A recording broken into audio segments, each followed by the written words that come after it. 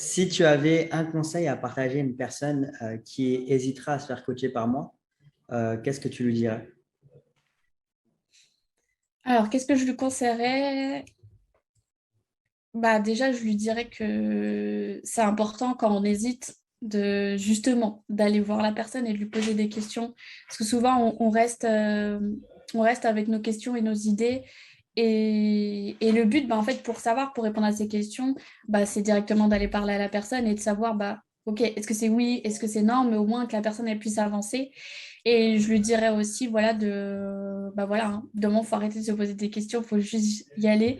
Et c'est quand on y va justement qu'on arrive à aller plus loin et qu'on arrive un petit peu à dépasser en fait toutes ces peurs qu'on peut avoir. Enfin, de toute façon, moi je dirais, il n'y a rien à perdre, hein. En vrai, il y a tout à gagner.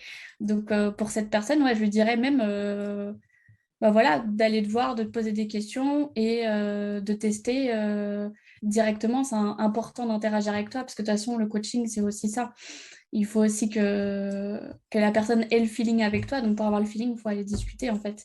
Et après, il n'y a pas de doute, hein. En vrai, concrètement, ce que tu partages, moi, je dirais, voilà, une fois que c'est parti, d'y aller à 3000%, de suivre le process, de pas trop se poser de questions et juste, dans les faits, regarder les résultats, de se détacher, en fait, de l'aspect émotionnel. Souvent, c'est ça, hein, et qu'elle peut te faire confiance, que tu seras là pour l'aider, lui donner des conseils aussi, personnalisés et que tu la lâcheras pas tant que ce sera pas OK pour elle, quoi.